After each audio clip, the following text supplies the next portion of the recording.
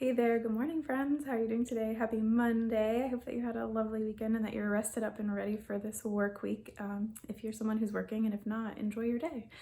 I am stopping in to talk about everyone's favorite topic right now, COVID-19, aka coronavirus. And this isn't going to be your average like what to do video, although that's important, and today's blog post is all about that. And so if you're interested in that, you can head to the link in my bio, and I'll link to the blog post that I put up today. There are also some fact sheets that are linked there, or you can just search on Google like CDC COVID-19 fact sheets, and it'll give you a nice little write-up of like what to do, how to protect yourself if you do feel like you're sick, what to do about that. If you can stay home if you feel like you're getting sick, I will say that, and also wash your hands. That's super important. 20 seconds, soap and water. That's about the length of the ABCs. If you stand at the sink and sing your ABCs, you'll be good.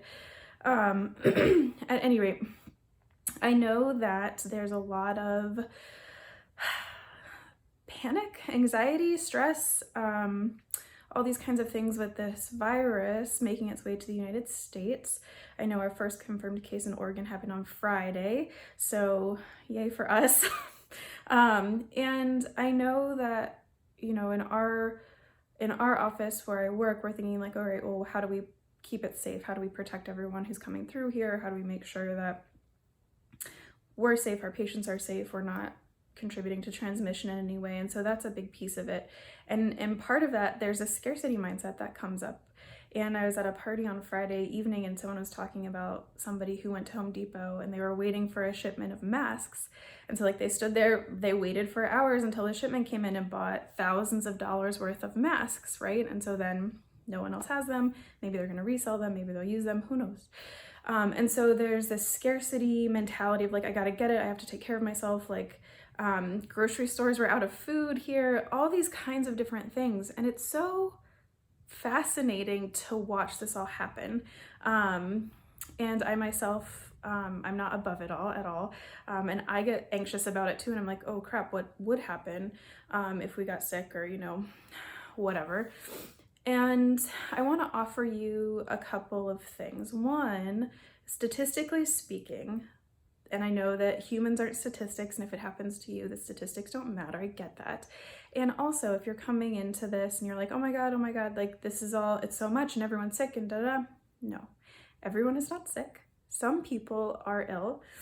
The range of symptoms is so broad, right? So you have this whole range from like, I have a cough, all the way through like I'm in the hospital on a ventilator. Super wide range of severity of symptoms. And so statistically speaking, the fact that you're gonna get ill, not super high if you're taking care of yourself, right? So that's all that stuff I talked about up top here. The second thing is that if you do get sick, the likelihood that there are gonna be serious consequences or side effects, pretty low. That's not to say it can't happen, but it's pretty unlikely that it's going to happen. So I want to share that and think about that and put your mind at ease. The other, well, I guess I have two more things. I have three things total. So the other thing is be mindful of what media you're taking in. Our news outlets in the US are very emotion based, right? It's not fact reporting, it's clickbait. It's how do we sell the most stories? How do we get people hooked on this and keep them in it? It's, you know, how do we aggravate this problem in a sense? And not to say there aren't folks in the industry of media, news, and magazines and newspapers and what have you that aren't well-intentioned. And also this is how this keeps going, right? It's a super short news cycle. You have to like stay on it, get the next thing, get the next thing, get the next thing. And the thing that keeps people coming back is like, oh my gosh, what's gonna happen? Oh my gosh, I don't know about this. Oh, this is scary. Oh. And so I encourage you, I invite you, I dare you, whatever it is, turn off the news. Just turn it off. Look up if there's information that you need, like actual information about, you know, what's the best procedure for washing my hands? What kind of mask should I have? These kinds of things. Look up that information so you know it, so you can be prepared, and then turn the news off. You don't need it. I promise you don't need it. I can tell you I never watch news. I don't read newspapers, none of that. The big stuff makes its way to me. I find out about it. It is what it is. So you're gonna get what you need, and you're also gonna protect yourself from this like anxiety producing momentum that's happening right now. The third thing is that as I'm watching this all happen, right, I am someone who is, I've trained myself. This isn't something that happened overnight. This is a practice that I do all the time.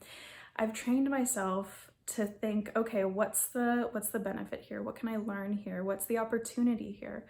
And as I'm watching all of this unfold with this COVID-19, and I'm seeing so much anxiety, and I'm seeing so much like, wash your hands, this, that, or the other, and I'm seeing people stress out, and I'm, reading about incidences for higher severity of this illness are increased if there's some other underlying chronic illness. So these are things like high blood pressure, diabetes, asthma is a really big one because this COVID-19, it shows up in the lungs. Pneumonia is what lands people in the hospital in both lungs. And so I'm like, all right, this is really interesting. And so what does that mean? Well, nothing, maybe. And also, this is a really good opportunity to learn how to take care of yourself and to really prioritize taking care of yourself. And I don't mean like self-care, like, oh, I'm gonna take a bath and do my nails. I mean like actually, what am I eating? What is my nutrition? Am I sleeping? Am I exercising? Am I managing my stress levels? Am I meditating? Do I feel like a connection within myself and to something wider? Do I have a spiritual practice? Because these are all things that are protective. These are all things that support our immune system. Whereas anxiety and stress and getting into the weeds of, oh my gosh, like this is gonna happen, and being in this flight or flight mode, that tamps down your immune system. That makes you more susceptible to all kinds of things. And so I think if you are someone who is really anxious about this, a good way to shift the frame and to look at it in a different way and provide yourself more space and ease in living right now is to think, all right, this is such a good chance for me to learn how to take care of myself. It's such a good chance for me to learn, like, all right, what are the best foods for my body?